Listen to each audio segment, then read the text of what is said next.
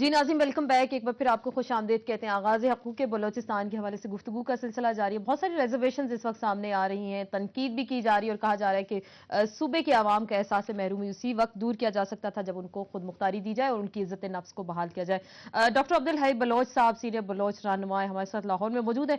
Doctor साहब, आपने खासी तनकीद भी की, कुछ इस पैकेज में कोई अच्छी बात आपको नजर आई? कोई एक अहम पॉइंट बता दें जो आपको अच्छा लगा हो, अट्रैक्ट किया हो। बाकी चलें तनकीद देखिए एक जी, तरफ। अभी मुकदमात हैं संगीन जराइम में, ये सारे सियासी लोग हैं, ये बिरहमदख सियासी पार्टी के सरबराह हैं, ये हैर बिहार एक सियासी कुव्वत है।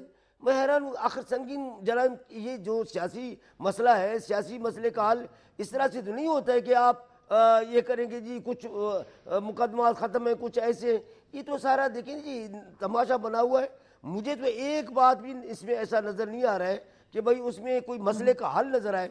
मसला सीधा साधा है कि भाई यहाँ ये कसील कौमी रियासत है, इसको सब समझते हैं, और तमाम महकूम जो कौमी, ये लफ्ज़ महकूम क्यों इस्तेमाल हो रहा है 62 साल से, खुदा के लिए इसको समझे। इसलिए महकूम समझ रहे हैं कि ये कानूनी निज़ाम है, कॉलोनाइजेशन है।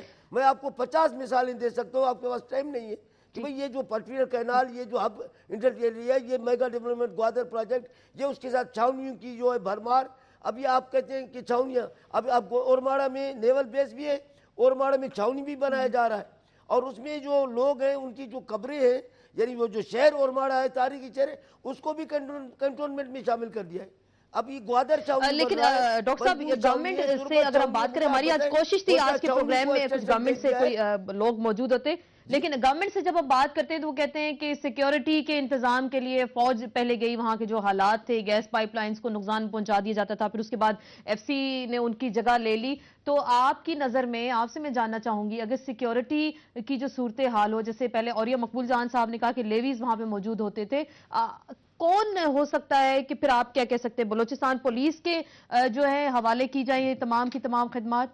देखिए जी, अगर आप सियासी मसले हल करें, अवाम बाख्तियार हूँ, महकूम कौमी अपने साहिल वसाइल इख्तियारात के मालिक हूँ, तो सिक्योरिटी का मसला ही नहीं है। अगर आपको मैं याद दिलाऊँ, नवाब मोहम्मद अकबर खान बुगटी शहीद रिकॉर्ड पर है, उन्होंने 12 मीडिया में कहा है कि हमने हमेशा जो है ये सारे तनसीबात जो है ये हमेशा यहाँ उसकी हिफाजत हुई है। सवाल ये है कि जब आप दोनों हाथों से उन वसाइल को लूट के ले जाते हैं, इस्लामाबाद सब चीज़ का मालिक है, साहिल का भी मालिक है, संदा का भी मालिक है, रिकॉर्ड का भी मालिक है, हमारे ज़मीनों का भी मालिक है, हमारे जो कौमी इख्तियारात है उसका भी मालिक है। ये जुल्म नहीं है, इससे बड़ा जुल्म और क्या हो सकता है? भाई हम उसके गुलाम। लेकिन आप इस्लामाबाद भी तो पाकिस्तान का हिस्सा है डॉक्टर साहब, इस्लामाबाद भी पाकिस्तान का हिस्सा है, आप भी पाकिस्तान का हिस्सा है, हम सब पाकिस्तानी, हमारी सोच पाकिस्तानी होनी चाहिए। आप मुज़ाकरात करें, बातचीत करें, अपनी शिकायत पहुंचाएं, आप अपनी शिकायत पहुंचाएं जो मुतलका हुकाम है उनके साथ। अगर आपको बुलाया जाता है, मुज़ाकरात का आगाज किया जाता है, तो आप लोग उसमें शामिल हो। गुजारिश ये है कोई संजीदा हो, कोई एस्टेब्लिशमेंट का माइंड सेट चेंज हो। मैं आपको देखिए, हमारे यहाँ शौरी लोग हैं, आप देखिए 48 से कुर्बानियाँ दे रहे हैं, ये सारी सूरत हाल है। आखिर लोग देखिए, ये जो अपनी जानों का नजराना पेश करते हैं, ये कोई ऐसे आसान चीज़ तो नहीं है। आखिर कोई मुसीबत है ना जी इस्लामाबाद को, इसलिए बिल्कुल आप कह रहे हैं कोई मुसीबत मौजूद है। डॉक्टर साहब इस वक्त आप हमारे साथ ही मौजूद रहेंगे। शाहजैन बुगटी साहब हमें क्वेटा से ज्वाइन कर रहे हैं, सदर जमहूरी वतन पार्टी बलोचिस्तान से हैं, और आपसे भी हम बात करेंगे आज के जो पैकेज के हवाले से। डॉक्टर साहब आप हमारे साथ ही रहिएगा। शाहजैन अस्सलाम वालेकुम, आपको क्या लग रहा है आज के पैकेज के हवाले से? हम पूछ रहे हैं तमाम लोगों से, उनकी राय जानना चाह रहे हैं। आप कोई मुझे एक अच्छी चीज इस पे बता दें, पॉजिटिव थिंकिंग जरा थोड़ी देर के लिए रखें कि इस पैकेज में आपको क्या अच्छा लगा। काश के इसमें कुछ अच्छा होता, मगर ऐसा कुछ अच्छा नहीं है कि जिससे बलूचिस्तान के लोग मुतमईन हो। जैसे कि आप देखें ना, इन्होंने बलूचिस्तान में सुई और मरी इलाके के छावनी के कैंसिलेशन, टेम्पररी कैंसिलेशन की बात की है। इस पे तो आप फिर देखें ये टेम्पररी का लफ्ज़ क्या है, इसका मकसद क्या है कि ये आज कैंसिल करेंगे, 5-6 माह के बाद बोलेंगे कि जी हमें इसका ज़रूरत है और अभी हम इसको वापस यहाँ छावनी बनाएंगे। और गवादर भी बलूचिस्तान का हिस्सा है, गवादर के कैंसिलेशन का भी हमने कह के मीडिया पे तो प्राइम मिनिस्टर गिलानी ने उसका भी कहा, मगर आज फिर वो शामिल नहीं है। और ये कहते हैं कि कहा गया गवादर में मुकामी जो नौजवान है उनको ट्रेनिंग दी जाएगी, ये तो एक पॉइंट आज सामने आया कि गवादर के जो मुकामी नौजवान है उनको ट्रेनिंग दी जाएगी। गवादर के जो मुकामी नौजवान है उनको ट्रेनिंग दी जाएगी, रोजगार के मौके फराहम किए जाएंगे। دیکھیں میں صرف آپ کو یہ بتاتا ہوں، یہ کہتے ہیں کہ ہم فوجوں کو واپس کر رہے ہیں اور ایف سی تعینات کریں گے. نہ ہمیں فوج چاہیے، نہ ہمیں ایف سی چاہیے، نہ ہمیں یہ چاونیاں چاہیے. آپ کو کیا چاہیے؟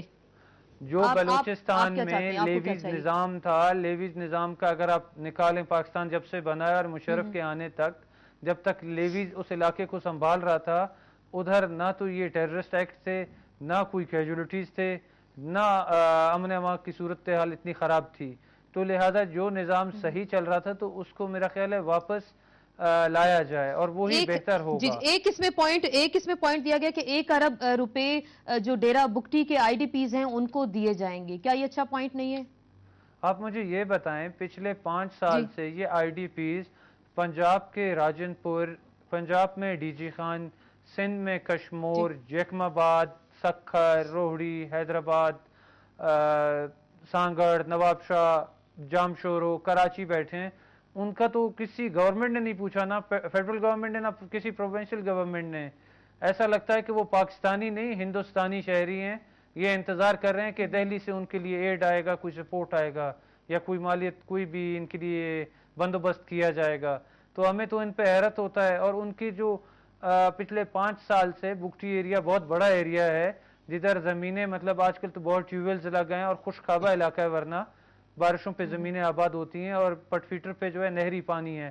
تو پچھلے 5 سال سے جو یہ اسٹیبلشمنٹ کے چمچوں نے وہاں بیٹھ کے کھایا ہے، اس کا بھی تو ان سے ہم کوئی حساب لے کہ وہ پیسے کون سے بینک میں اور کس اکاؤنٹ میں جمع کیے ہیں. ان کے جو گھر لوٹے گئے ہیں، ادھر جو اربوں روپے کا لوٹ مار ہوا ہے بگٹی ایجنسی، مری ایجنسی میں زیادہ تر، اور بلوچستان میں کم دوسرے اضلاعوں میں بھی ہوا ہے.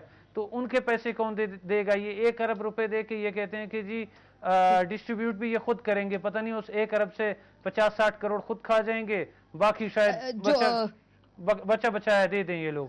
تو وہ ہمیں بگٹی قبول صاحب نہیں کے ہے. قتل کی اور دوسری تحقیقات بات کے یہ ہے حوالے کہ سے کہا گیا کہ فیکٹ فائنڈنگ مشن تشکیل دیا جائے گا بگٹی صاحب کے قتل کے حوالے سے. اس پہ آپ کیا کہتے ہیں کہ فیکٹ فائنڈنگ مشن ہونا چاہیے، انویسٹیگیٹو جو ہے کمیشن ہونا چاہیے؟ ایک طرف فیڈرل گورنمنٹ یہ کہتی ہے، مسٹر رحمان ملک کہتے ہیں اگر حکومت بلوچستان ہمیں سفارشات پیش کرے کہ مشرف کو پاکستان انٹرپول کے تھرو لانا ہے تو ہم لائیں گے. دوسری طرف یہ کہتے ہیں کہ جی ہم کمیٹی بنا رہے ہیں، وہ بھی ایک ریٹائرڈ جج کی سربراہی میں. تو ہم تو اس کمیٹی کو نہیں مانتے ہیں. کون سی کمیٹیز نے آج تک پاکستان میں کچھ ڈیلیور کیا ہے؟ تو لہٰذا یہ ایک ٹائم پرولونگ کرنے کے لیے اور عوام کو مزید بے وقوف بنانے کے لیے.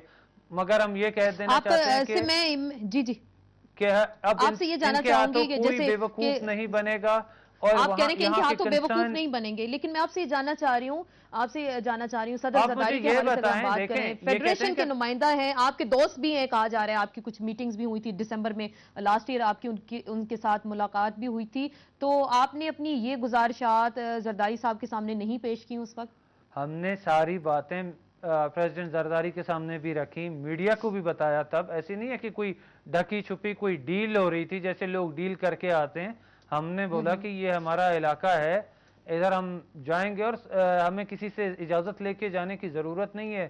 یہی چیز میاں نواز شریف کو ہم نے بتایا، مگر آج تک کوئی اس پہ کچھ کر نہیں سکا. اور دوسری طرف لوگ یہ کہتے ہیں کہ جی فوج سے بڑی نفرت ہے، فوج سے نفرت نہیں ہے. مگر اگر آپ یہ دیکھیں فوجی آپریشن بگٹی علاقے، مری علاقے میں ہو رہا ہے، وہاں لوگوں کو مارا جا رہا ہے، لوگوں کو جلایا جا رہا ہے، لوگوں کی عورتوں کو اٹھا کے لے جاتے ہیں.